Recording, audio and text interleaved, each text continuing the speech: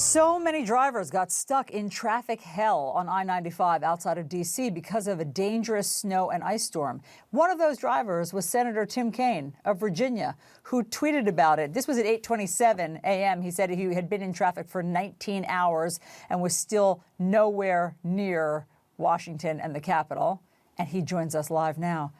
Senator Kaine, thank you very much for joining us on the phone. Where are you right now? Allison, I'm now 27 hours into my journey. I am just going through Quantico, which is in Prince William, Virginia. It's where all Marine officers train, and I still probably have at least an hour and a half until I get to the Capitol. I left Richmond yesterday at 1. I live in Richmond. I was trying to get up to D.C. for a voting rights meeting. I'm working on voting rights issues, and the meeting was at 8 o'clock, and I wanted to do it in person. It's turned into what will end up being a 27 or 28-hour ordeal, unlike anything I've ever seen. Oh, epic. I mean, just an epic odyssey that you're on. You've been in your car for 27 hours. How are you not losing your mind? Well, I'm taking advantage of talking to a lot of people on the phone. So the voting rights meeting I was trying to get to, we switched it to do it by conference call. I had a lot of other meetings today. Switched them by conference call. And then as soon as friends and family and my Senate colleagues heard that I was, stuck with thousands out on the interstate, they've been calling to cheer me up too. We have been just moving at a snail's pace, and there have been at least a couple of times where traffic on the interstate, black ice, when the snow kind of was slushy and then remelted last night, it was very icy. The entire traffic would just stop for 5 or 6 hours at a time. And so, we would get out and visit with folks in the cars nearby. I'm driving myself, but other cars were packed with kids or senior citizens, folks coming back from vacations. There were some nice camaraderie even during a very miserable and extremely cold evening.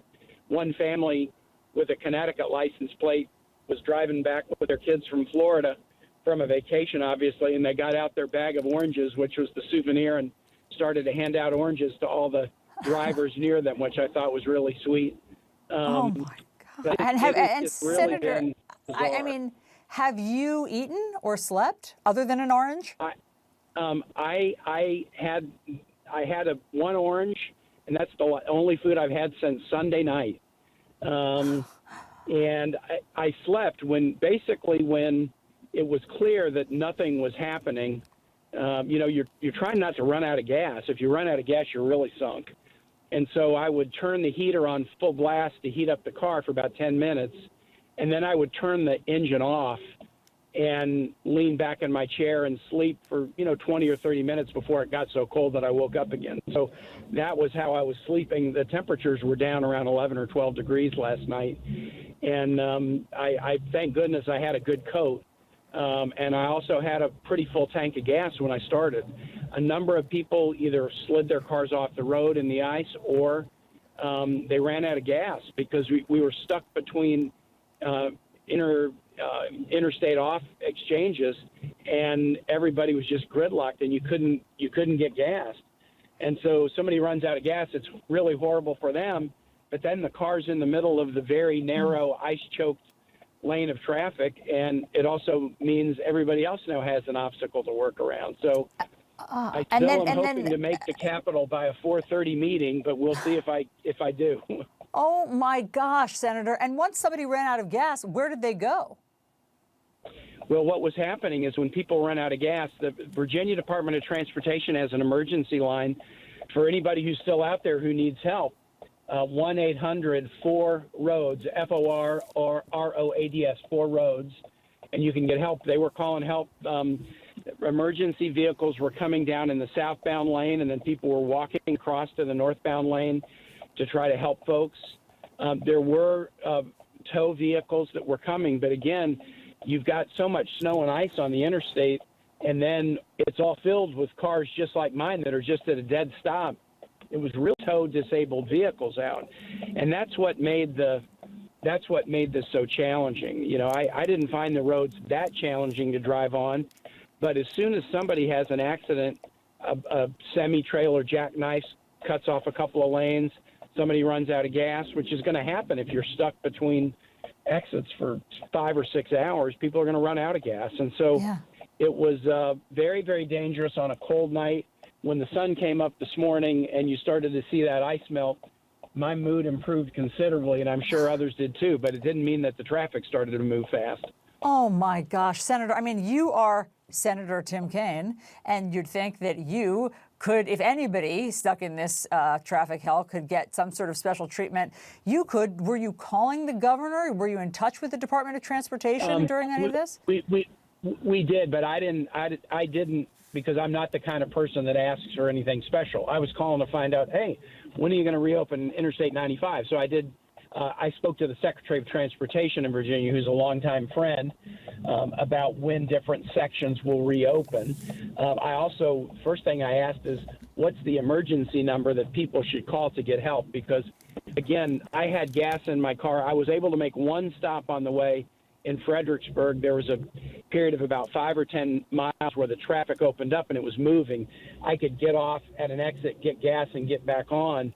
But a lot of people were really in trouble and needed help. And so I wanted to get the information about the best number to call out to as many people as I can. So that was the first conversation I had with them this morning, and we put it up on social media. Yeah, so but people who Senator, really need I mean, help could get it.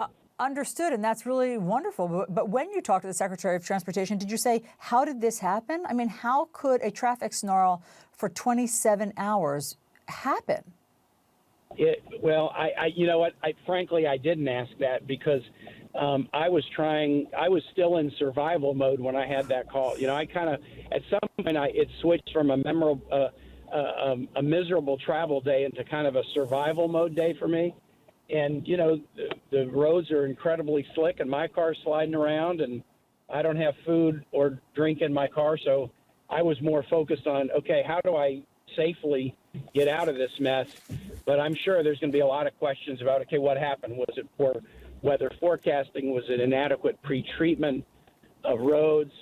But I will just say that the snow was very heavy and very wet. And when that happens, as soon as the sun goes down, that slush turns to ice on a cold day. And that's what happened last night. And that's what brought everything to a standstill. Senator, I know that your time is short. You actually have another meeting because you're making the best of being trapped for 27 hours. What is your gas needle at right now?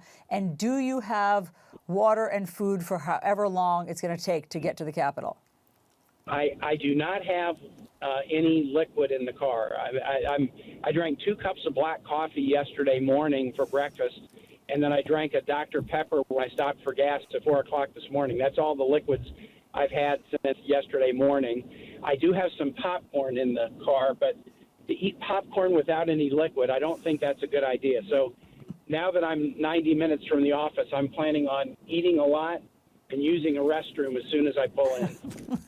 And how much gas do you have in your tank? My mileage thing says I've got 150 miles of gas left, and I'm 40 miles from the Capitol. But had I not been able to pull off in Fredericksburg and refill, I could have been one of those cars disabled with an empty tank out there. How many miles per hour are you going right now? Now, I've just gotten back on Interstate 95, the portion that's just reopened. It's not only clear of traffic, it's dry, and I'm going 60. And I haven't gone 60 since about 2 o'clock yesterday afternoon. Oh, my gosh. Senator Tim Kaine, we are with you in spirit. We're thinking of you. Be careful out there, and thank you very much for talking to us and telling us about your 27-hour thing. Very glad to talk. I once did this by bicycle, and it took me 13 hours, so it's going to take me 27 or 28 by car. There's a lesson in there somewhere. Yes, there is, and I'm sure you'll share it with us as soon as we figure out what went wrong here. Senator Kaine, thank you very much. Be careful. Absolutely. Thanks, Allison. Listen, he may not want to eat that popcorn, but he's probably going to have to. Right, but I am sure he would be dehydrated if he ate some salty popcorn after a Dr. Pepper and 2 black coffees. I feel his conundrum there. Last meal Sunday night. Here it is Tuesday afternoon. He's got to do something. All right, our best to Senator Tim Kaine and all that traffic.